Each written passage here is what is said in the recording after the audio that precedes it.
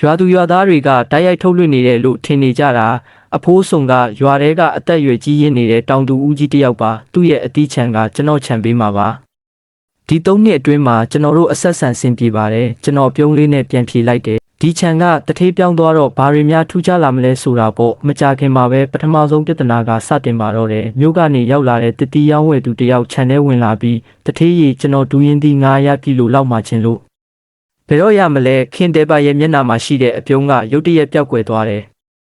သူမနေ့ကခြံဖွင့်ပွဲကိုပဲအာယုံစိုက်နေခဲ့တာအသီးတွေအကြောင်းကိုလုံးဝမတွေးမိခဲ့ဘူးသူထင်တာကဒူးရင်ပင်ဆိုတာပန်းသီးပင်လိုပဲရေလောင်ပြီးမြေဩဇာကျွေးရင်အသီးသီးမယ်လို့ထင်ခဲ့တာတောင်းပန်ပါတယ်တထေးဒူးရင်သီးတွေကခုထိမမဲ့သေးဘူးလွန်ခဲ့တဲ့တစ်လကပဲတင်ပို့ပေးခဲ့သေးတာပဲဘာလို့အခုမှမရှိရတာလဲဒါကအပင်အသစ်တွေမှုပါခဏလောက်စောင့်ပေးပါဘယ်တော့လောက်ရမလဲအဲ့ဒါတော့ကျွန်တော်လည်းမသိချဘူးဤပညာရှင်ကိုပဲမေးကြည့်ရမယ်တတိယဝဲသူကသူ့ကိုတစ်ချက်ကြည့်ပြီးဘာမှမပြောဘဲထွက်သွားတယ်ဒါကအစပဲရှိပါသေးတယ်တမနက်လုံးလူတွေအများကြီးကအသီးအကြောင်းလာမေးနေကြတယ်ဟင်တဲဘက်ကတော့အသီးတွေမမဲ့သေးဘူးလို့ပဲထက်ခါတလဲလဲပြောနေရတယ်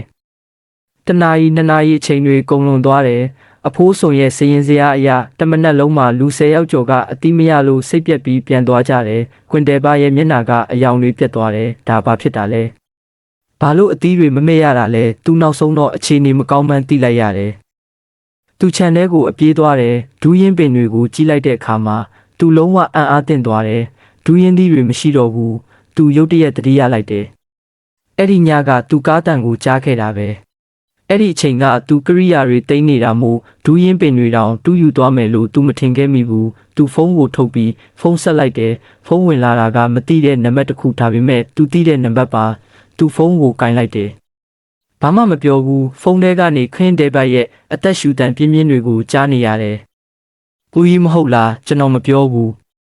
ဖုန်းကိုချလိုက်ပြီးတစ်တာပေါ်တင်ထားလိုက်တယ်နောက်တော့ဖုန်းကိုကြည့်ပြီးမိခိုးငွေတွေကိုဖြည်းဖြည်းချင်းမှုတ်ထုတ်လိုက်တယ်အော်အဲ့ဒီ3ပင်ကိုပြောတာလားတူးယူသွားပြီလေဖုန်းထဲမှာ10စက္ကန့်လောက်ငြိမ်သက်သွားတယ်ခင်တေးပါဒေါသထွက်ပြီးသတိလစ်မတက်ဖြစ်သွားတာကိုကျွန်တော်စိတ်ကူးကြည့်လို့ရတယ်ငါအပင်တွေတူးယူသွားတာလားဘာအကြောင်းနဲ့တူးယူရတာလဲအဲ့ဒါငါခြံထဲကအပင်တွေလေခန့်ကြမင်းမားနေပြီပထမအချက်အဲ့ဒီ3ပင်ကငါနန်းညင်ကနေယူလာတာငါပစ္စည်းကိုငါစီမံပိုင်ခွင့်ရှိတယ်ဒုတိယအချက်မင်းရခဲ့တာကအပင်အမြစ်ပဲငါအပင်မဟုတ်ဘူးမင်းတာကိုစီးပွားရေးလုပ်ဖို့မသုံးပါနဲ့တော့ခင်တဲဘကဖုန်းထဲကနေဒေါသအကြီးနဲ့အော်ဟစ်ဆဲဆူနေတဲ့သူ့စကားတွေကိုနားမထောင်တော့ပဲဖုန်းကိုချလိုက်တယ်နောက်ပိုင်ပါဆက်ဖြစ်မလဲသိချင်ရင်အကောက်လေးကိုဖော်လို့လုပ်ပြီးအသေးပေးခဲ့ပါအောင်ပြကျွန်တော်ကနေထုံးပါ